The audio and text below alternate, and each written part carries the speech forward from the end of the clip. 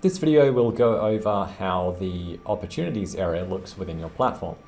So looking at the overall interface of the opportunities, up the very top, you'll see there's actually two tabs, opportunities and pipelines. So opportunities is the main area where we'll be working, and pipelines is simply the settings of your opportunities area. So I'll actually quickly show you that first. If I click on pipelines here, you'll see I can create a new pipeline or I can edit an existing pipeline. So when you're editing a pipeline, that's when you can change the name of each stage, or you can add a stage, or you can delete the stage.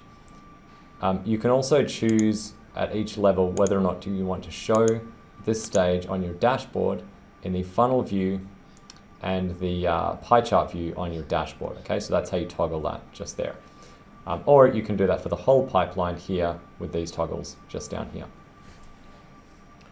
Important to note that if you do edit the name of a stage in your pipeline, that will not interfere with any automations that you may have set up in workflows. So for example, if you have an automation that's set up in your account, when someone books an appointment, it automatically moves them to book a call. You can rename this to something else and that will continue to function, but just be careful of reordering things because if you do have workflows attached to this particular stage, if you moved that to a different point, that person would still go to that stage, even if you've adjusted the sequence. So just be careful of adjusting the pipeline when you already have automations set up. So now we're going to go back to the opportunities area and I'll show you how this all works here. So the first button here is the select date and time. This is very straightforward. From here you can select either preset date periods on the left or select custom date windows here by clicking on a start date and an end date to put in a date filter. Now in this case, I'm going to go back and select all time. Okay, so if you ever lose a contact in your pipeline, it's possibly because you have a date filter which is outside the time that they were actually created as a lead.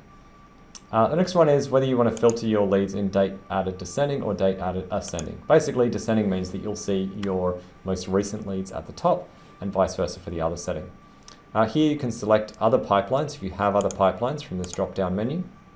The next button, you can select which leads you want to see, which contacts, as per allocated by user. If you're not allocating leads by user, then just simply leave that blank. Campaign, you can choose to view which contacts are in certain campaigns or workflows on that drop down there. And then this button here allows you to filter the view based on what leads you'll see. Now normally when you first log into your account, this will be set to open, which means that you see all the leads that are marked as open, which means that if they change status to lost or abandoned or won, as in a sale, then they'll actually disappear. So if you do change the status of someone, they disappear, it's probably because this is not set to all. The reason that it is set to open normally is that open leads are those that need some sort of work. They're not resolved versus won, lost, abandoned. Those are completed leads, right? So it's up to you what you work with. In this case, I'm going to leave it on all. The search area, you can search leads via their name, or you can also search via tag. So for example, I could type in cold here, and you'll see that it does in fact find this lead because it has a tag cold lead. The next button here is new, where you can create a brand new opportunity, which is fairly self-explanatory here, is to go through and fill out these fields. I will talk about what these fields are in a moment when we look at an example lead.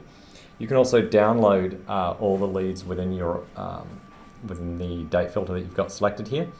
And the next button is, depending on the size of your screen, this may appear on the right-hand side of the screen, or it might pop in underneath here. This is where you can show additional information.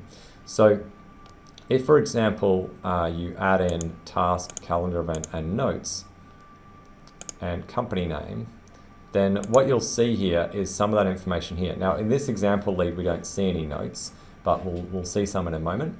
And if they had an appointment, the time of that appointment would show just across here on the top right hand of the card.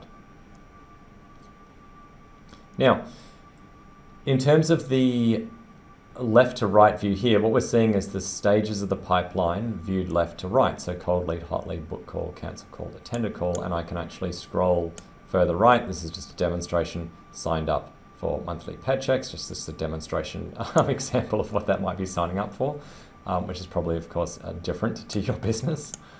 Now, with these cards here, we view them as cards. If you click on the white space, you can actually click and hold and drag this. Okay, you can either drop them in another stage or you can drop them in lost, abandoned, or won to change the status of it. Now again, depending on your screen setup and whether you're using a mouse or a touchpad, it can cause some issue trying to drop this here, because if you miss, and in that case I drop it there, we'll see it actually jumps into the hot lead category, and maybe I didn't mean to do that. So if you're concerned about that, you don't need to drag for that. I'll show you how to change those settings in a moment. For now, I'm going to leave this person in hot lead and show you if I click on the white space on the card, it will actually bring up the opportunity card. Okay, so here we see the name, email, phone, any tags associated with the lead, what pipeline they're in, what stage they're in, and the status, right? So status is whether they're open, unresolved, won, which means they are a sale, lost, up to you how you use it, but typically that means you spoke to the person and they reject, like they said no. Abandoned generally means that there might have been a contact, but it was unresolved, and after whatever period of time determined by you, that lead is no longer worth following up, you mark it as abandoned. Owner, again, you can assign specific users to that, specific team members. Lead value, you can assign a value to the lead, and that will show, for example here, if we put in $1,000 for this lead, I'll show you what that does in a moment. And source is usually populated automatically by the system as to where they came from, but this is a manually created lead. Okay, so that will generally say where they came from. I'm going to update this just so I can show you the lead value area. So what that will do is it puts the lead value up here. Now, if I had 2 leads at $1,000 each, I'd see a cumulative value of $2,000 here. And that would also show on my dashboard view, it would contribute to the amount of dollar value in the pipeline. And of course, if the lead is subsequently marked as won, as in a sale, then that is deemed to be closed revenue, and that will show on your dashboard as well. It'll also show in important areas like your ads reporting area as to revenue generated from actual ads.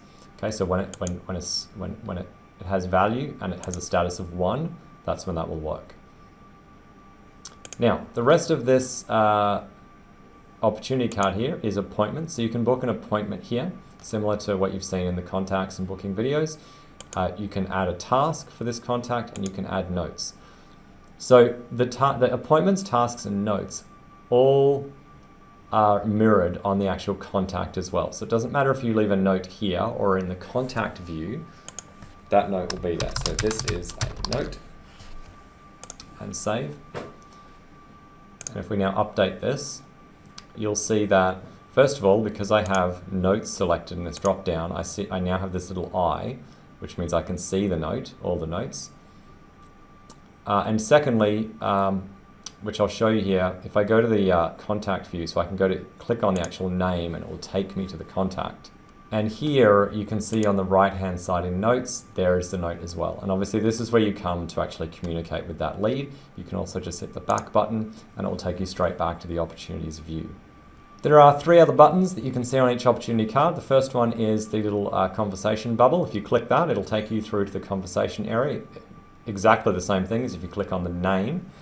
Add task will allow you to add a task. It'll open the opportunity card and bring up the add task tab straight away.